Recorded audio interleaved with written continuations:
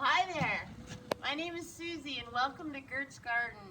Please join me for a tour of my garden, my barn, my art studio, and the progress I make as I'm reorganizing my property and getting ready to start my YouTube channel. Gert's Garden, lifestyles of the poor and abundant. Those are my doors. It's a pretty unique thing. I'll open those up for you and see, so you can see how they totally work. That's my barn. It's my building. I do a lot of things in there. It was my dad's old welding shop, so it's still got a lot of stuff, grease, and for 30 years of just life and living stuck in it. And I've been slowly cleaning it up and working on turning it into more of a wood shop. And this is the office, which I am turning into my gift shop here for my little garden business. I have a little flower cart out by the road, and I can't sell things at the road, but I make things out of birdhouse boards, and I'm making papers and different things, so I'm slowly remodeling this so that I can get people in here to give me money. That's what life is all about, huh? Here's a little bit of what I do with the boards I was talking about. Those are paint brushes I made out of chicken feathers. There's a bunch of metal roses that I made out of tin can lids. Turn the light off in here.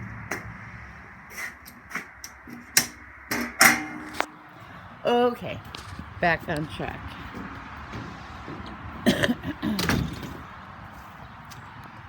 There's some of my mascots. I'm going to do fun things with them.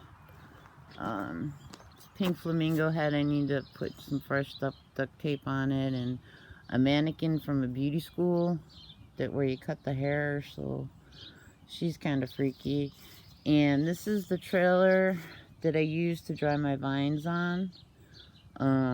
And this ladder, I have a plan for that. That's actually going to hang from the ceiling in my art studio.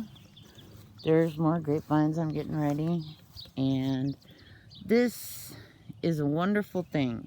And here are my chickens. I have 5 chickens. There's Teresa and Hellfire.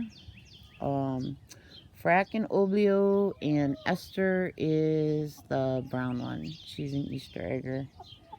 She's kind of my favorite chicken just because she's a loner and she's the smartest one of the bunch. And here's my garden. I'm doing most of my vegetables in containers this year because last year deer and the rabbit and everybody else ate me out. So this bed here is pickles, squashes, zucchinis, things like that, because they don't really seem to like them. And I do have some beets and some beans out in here too. And then I'm going to put a tarp over it because all these little guys on the bottom here are birdhouse gourd plants. And I'm going to set in stakes and ropes and things, and they can just take this whole area over. And I'm going to put some black plastic down or some tarps and try and kill the weeds that are there. And so it'll be all clean and clear next spring for when the daffodils come back up. Over here, this is my blackberry patch. This all started with 3 little sticks about 3 inches high, and it's doing really well. I'm going to have a good crop this year. And here's another row. I have a feral mulberry tree here. I see a lot of orioles in here in the morning. It's like one of their lookout spots, but nobody built a nest in there. Oh, this is such a nightmare area I need to clean out. I have a lot keeping me busy here. These are red raspberries, but last year a huge amount of praying mantises made their cocoons in here. And so I just left this whole area alone.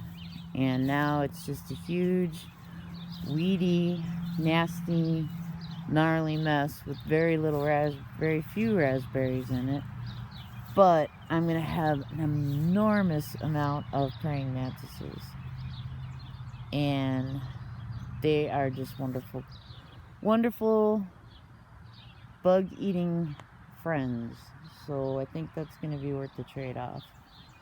Now over here, these beds I didn't get to in time, and I rototilled like 3 inches down and killed as much of the weeds as I could. I'm planting my birdhouse gourds in here, and I'm just gonna keep on it as I can. I'm gonna be setting some of those stakes today, so hopefully you'll be able to see the changes in here and what that does.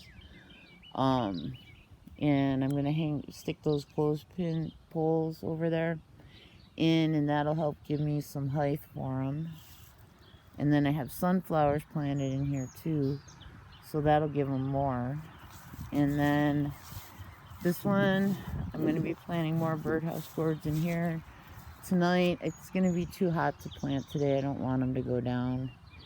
And again, I'm going to put stakes in here, and hopefully I can just turn this thing into a huge, gnarly mess of birdhouse gourds. It's just high and tall and beautiful with lots of sunflowers. This is the back half of the property. I just kind of let it go feral and let it have that meadow thing. Even though I'm in the country, suburbia, well, it's actually suburbia now. It used to be country when I was a kid. I just feel like there's squirrels, there's deer, there's turkey, there's all kinds of wildlife, and little by little their habitats are getting whacked down, and at least here they have a place to be. So that's that. And I have a bunch of very weak willow trees that have fallen or are falling. Burdocks. Ooh, these grasses are fun. When they dry, they turn brown and they look really nice in flower arrangements. Got a lovely crop of goldenrod going. And there's part of the fallen willows. I'm going to get a little deeper into that. That one willow fell into the dying poplar there. And it was a great support for it. And it's a bummer, but poplars are sick, weak trees anyways, so it's just a big mess I'm going to have to deal with someday. But for now, it works. It works. There's nothing I can really do about it. And there's one of my little wagons.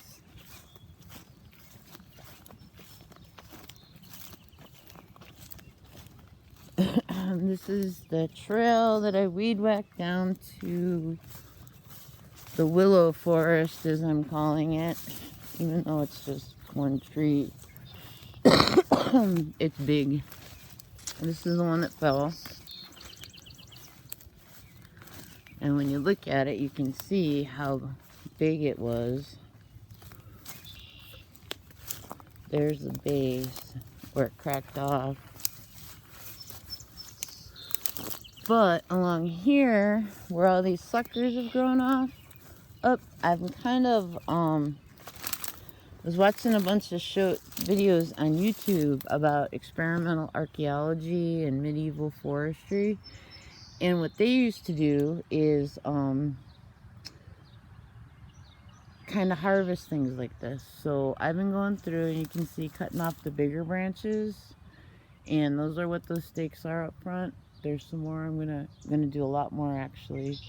And then I'm gonna take some of these smaller ones that are close together and braid them and just let them go and see what happens with that. That should be fun. And I'm learning how to weave baskets and things like that. So some of these other ones, smaller, thicker ones, I kind of want to bend into handle shapes and let them grow and form that way. And even though it may take a couple years, I'm planning on being here. And down here is the creek. And I hope I didn't scare everybody.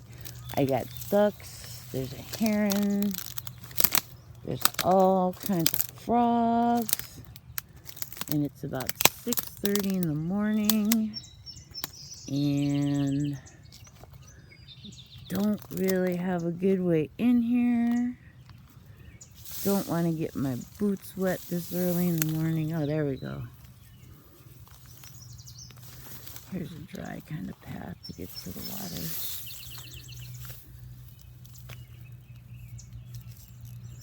I got cattails, algae. There's a frog, but he ran away.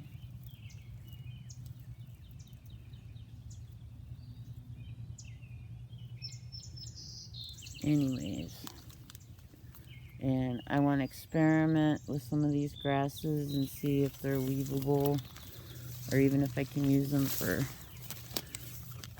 I don't know the word for it, the stuff you tie things together with. There's another mulberry tree.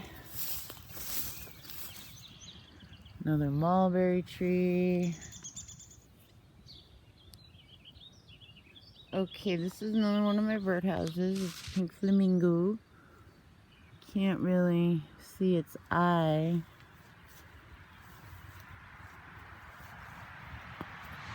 There we go. The other side, you can see better in this light. And again, it's in a mulberry tree that just grew. I don't know. They're everywhere, but they're better than thistles. Gotta like them. And I'm gonna walk around the side of the house here. This is some logs I found out in the piles in back. I'll show you later. And then I'm gonna turn those into fun. I'm gonna turn that one right there into a scarecrow. And here's another birdhouse board. This was actually the first one I ever did, and I didn't even really get to clean it up or paint it. I hung it out here to see what I would like to look out my kitchen window at, and a pair of wrens moved in, so I never really refinished it because they've been coming back for a couple years now, and I don't want to mess with what they know, because that's their house. I did something stupid. I made the first episode way too long, so we had to cut it into 3 parts. So please watch part 2 next. It's really cool. Thank you. Bye.